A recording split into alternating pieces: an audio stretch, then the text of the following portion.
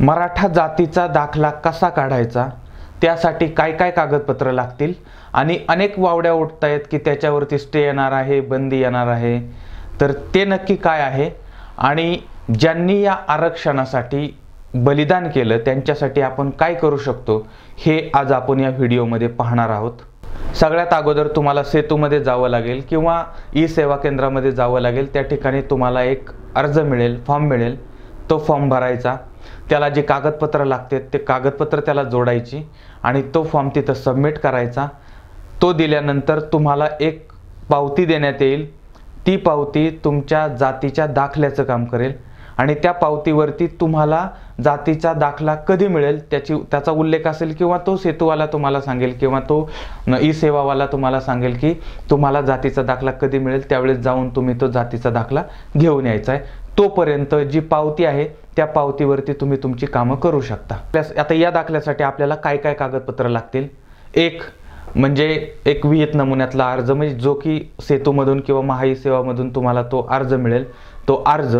दोन, तुमच्या शाळेचा दाखला, आणि जर समजा तुम्ही शाळेमध्ये असाल तर तुमचं बोनाफाईड सर्टिफिकेट आणि त्या बोनाफाईड सर्टिफिकेटवरती तुमच्या जातीचा उल्लेख असला पाहिजे।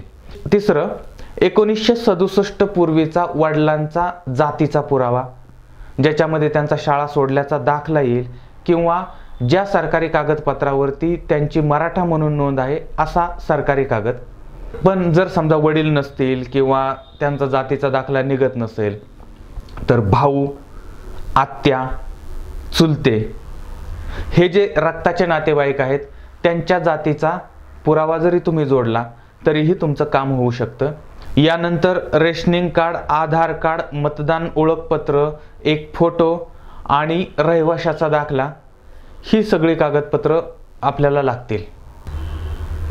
आता ही कागदपत्र घेऊन गेले तुम्ही सेतूमध्ये दिली तर त्याच्यातही दोन प्रकार, आता मला ज्या बातम्या समजत आहेत त्याच्यावरून मी सांगतो की काय एका ठिकाणी असं सांगण्यात आलेलं आहे की तुम्ही सेतूमध्ये जायचं आहे, त्यांना सबमिट करायचं, त्यानंतर ते तुमचं चेक करतील आणि नंतर एका अधिकाऱ्याकडे पाठवतील, मग तो अधिकारी तुमच्याकडे शिक्का देईल आणि त्याच्यानंतर मग यायचं आणि परत ते सेतूमध्ये सबमिट करायचं। आणि दुसरा प्रकार आहे तो म्हणजे डायरेक्ट सेतूमध्ये जायचं, त्यांना सगळी कागदपत्र द्यायची, त्यांची काय फी असेल ती द्यायची आणि त्याच्यानंतर तेच सगळं काम करून घेणार आणि तुम्हाला 8-10 दिवसानंतर बोलवतील आणि दाखला देतील असं।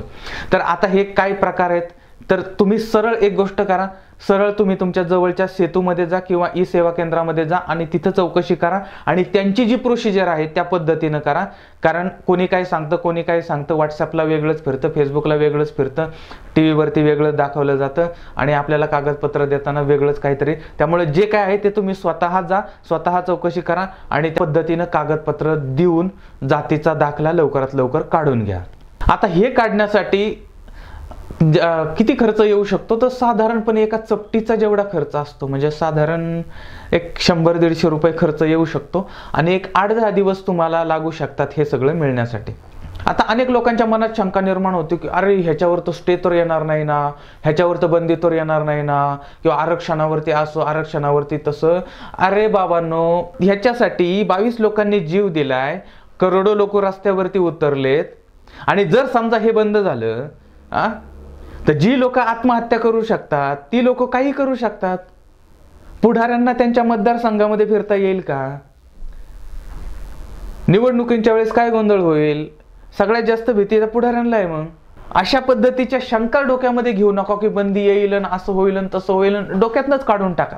आता सध्या तुमच्या समोर एक विषय आहे, जातीचा दाखला काढणं आणि जातीचा दाखला काढायचा, ह्याच्या पलीकडे डोक्यात काही घेऊ नका, हे असंच होईल आणि तसंच होईल आणि तेच होईल आणि हे होईल, हे डोक्यातनं काढून टाका। काहींना सांगितलं ना, अरे दाखला काढून घे, दाखला काढून घे, नाही म्हटलं भरती आल्यानंतर काढू, ते जागा निघाल्यानंतर काढू, म्हणजे तहान लागल्यावरती हे विहीर खोदायला जाणार आणि भरती सुरू होणार। भरती सुरू झाल्यानंतर एकाच वेळेस सगळे ते दाखला काढायला धावपळ धावपळ धावपळ, सगळ्यांची धावपळ, आणि सगळ्यांच्या धावपळीमध्ये मग दाखलाच मिळणार नाही, मग बस बोंबलत। त्याच्यासाठी आता वेळ आहे, ज्या वेळी तुम्हाला संधी मिळेल त्यावेळी ती गोष्ट करून घ्या। आणि अजून एक मला तुम्हाला सांगायचंय, इतक्या दिवस मराठ्यांच्या घरामध्ये कागदपत्र पडून होते, त्या कागदपत्रांचा काय उपयोग झाला? धूळखात कागदपत्र पडलेत, तर जाऊ दे ना, कागदपत्रांचा उपयोग तर काहीतरी होईल, त्याच्यासाठी तो दाखला काढून घ्या। आणि दाखला काढण्यासाठी जर समजा तुम्हाला 2 वेळा 4 वेळा जर जायला लागलं तर काही हरकत नाही, हेलपाटं मारायला लागलं तर काही हरकत नाही, पण तो काढून घ्या. आणि एकदा का तुमचा काढला की तुमच्या घरामध्ये जन्माला आलेल्या मुलापासून ते मरायला लागलेल्या म्हाताऱ्यापर्यंत प्रत्येकाचा जातीचा दाखला काढून घ्या. हा व्हिडिओ बघितल्यानंतर लगेच कामाला लागा आणि जातीच्या दाखल्याचा पुढच्या 8 दिवसामध्ये तुम्हाला मिळाला पाहिजे याची तयारी करा. आता मी तुम्हाला जे काही सांगितलं त्याच्यामध्ये साधारणपणे 90% लोकांना काही प्रॉब्लेम येणार नाही. एवढी कागदपत्र असतील तरीही त्यांचं काम होऊन जाईल. आता 10% लोकांचे प्रॉब्लेम थोडेसे वेगळे असतात.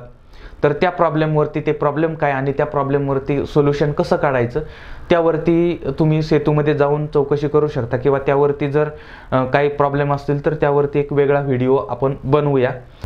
आणि जाता जाता एक नम्र विनंती, हात जोडून विनंती करतो की ज्यावेळी तुम्ही जातीचा दाखला काढाल त्यानंतर तुम्ही कुठल्या तरी भरतीमध्ये कुठल्या तरी नोकरीमध्ये जॉईन जाल, एक मनापासून विनंती करतो की ज्या वेळेस तुमचा पहिला पगार येईल तर या गोष्टीची जाणीव राहू द्या की हा जो काही पगार आहे तो पगार आपला नाही, तो पगार ज्यांनी यासाठी बलिदान केलंय, ज्यांनी यासाठी जीव दिलाय त्यांचा आहे. जास्त काही करू नका, फक्त त्यातलं 22% रक्कम बाजूला काढा आणि ज्या 22 लोकांनी आत्महत्या केलेली आहे त्या 22 लोकांना प्रत्येकी 1% रक्कम फक्त त्यांच्या अकाउंटला जमा करा. त्यांच्या घरच्यांना तुम्ही न बोलताही सांगू शकता की आम्ही तुम्हाला विसरलो नाही, आम्ही तुम्हाला विसरणार नाही, तुमच्या बलिदानाला आम्ही कधीही विसरणार नाही.